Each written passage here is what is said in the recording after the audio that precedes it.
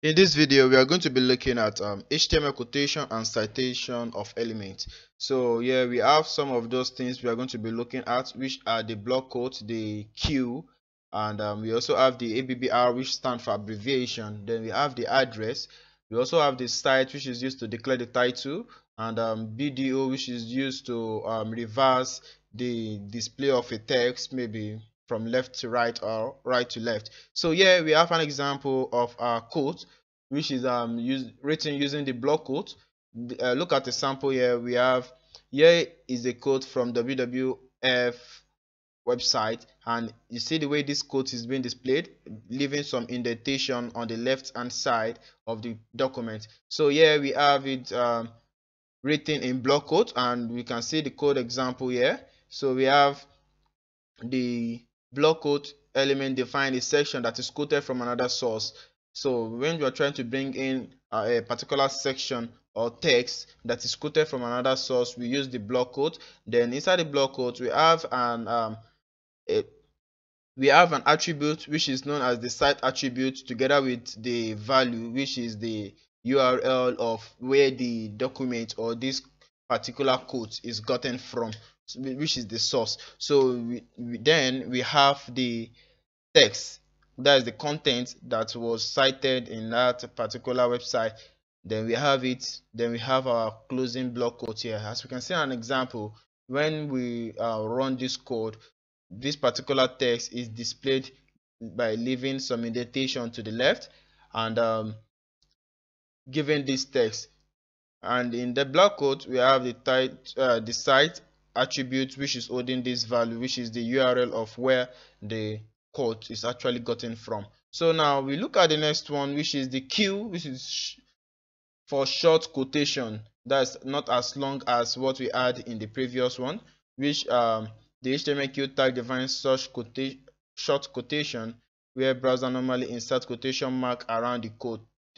So here the browser does not actually insert any quotation mark, it just gives some indentation because it is very long, and we can be able to see that okay, this is actually different. But when we look at the short one, quotation mark will be surrounded, the text will be surrounded by the quotation mark. So here we have the text here, which is build a future for where people live in harmony with nature, in quotes, and that is as a result of using this Q element. So here we have build a future, whereas the quotation is not even actually put in here, but we are trying to bring in a quote, but here it is a short quote which will be circled around this quotation mark. Then we look at the next one, which is the abbreviation ABBR tag, which stands for abbreviation. For some of these acronyms, like HTML, which stands for hypertext markup language. So it may not be very actually reasonable for us to be writing HTML hypertext markup language all the time when we are actually writing a document. We can just write HTML and keep that additional information within the ABBR tag.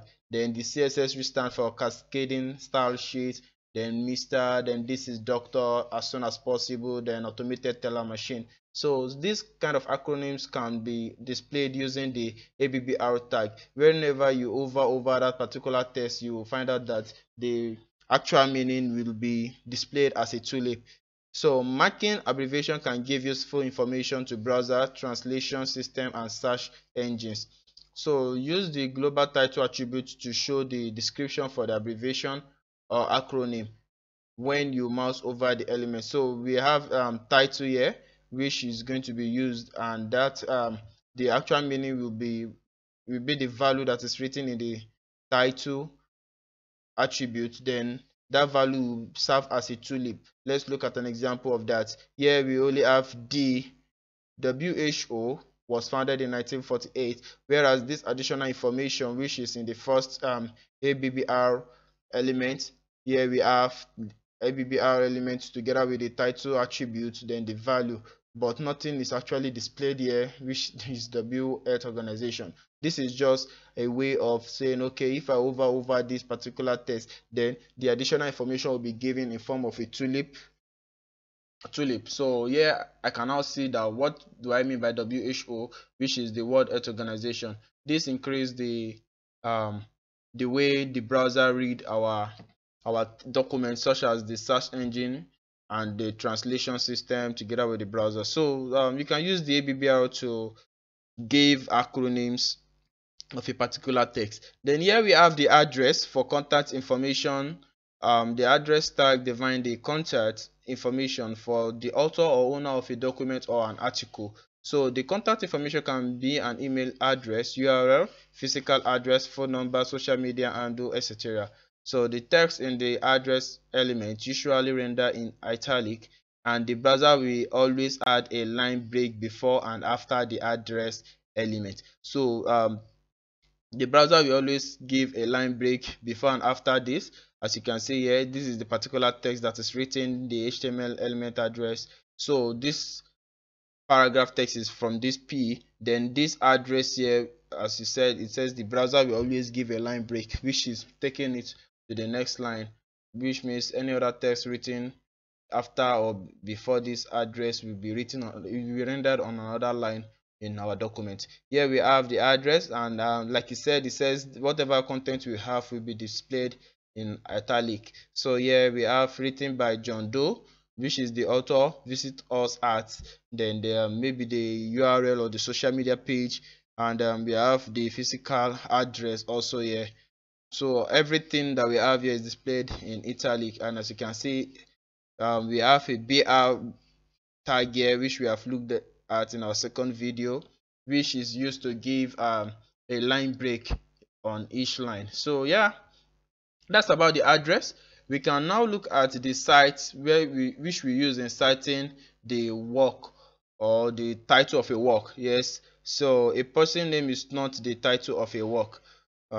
The HTML site tag defines the title of a creative work, such as a book, a poem, a song, a movie, a painting, a sculpture, etc. The title of any particular work actually will be cited using the cite element. Here we have the text in the cite element usually rendered in italic. So here we have the paragraph text together with this cite element. Then inside the cite element we have the scream, which is the title of that particular painting. Then closing this site, we now say, okay, by Edvard Munch, painted in 1893. As you can see, this is an example of what we actually mean when we have this image that displayed this image element that display an image. It render this image to the website, and we have a P element that display this paragraph just below this. As you can see, this paragraph that we have on this line, but in this paragraph we have a particular text that is italicized, which is just the title of this painting, which is the scream, and that the scream is written in cite element here. So that is about the cite element. We look at the last one, which is the BDO for bidirectional override. Then this one is just to override the current text direction. As you can see, we have the BDO element and closing BDO element here. So this line will be written from right to left if you should read it from back. Then you have the direction, that is the flow of the text, which is now set to right to left. We can also have left to right depending on what value we are giving it. Then the text will be displayed in that manner. As you can see, reading from the back, we have this line will be written from right to left. So that is the way we read that text actually. So the BDO is the one that reverses the order of the text. Then let's look at a simple example or exercise. It says use an HTML element to add quotation mark around the letter school. So to do this, pause the video and actually try it on your own. Then you come back to see the solution. Okay, welcome back. So now I can just say the correct answer to this is to use the short Q, which is to put quotes, then here also to put the quotes here, and voila, you're done. So that is the solution to this actual exercise. See you in the next video. Thank you.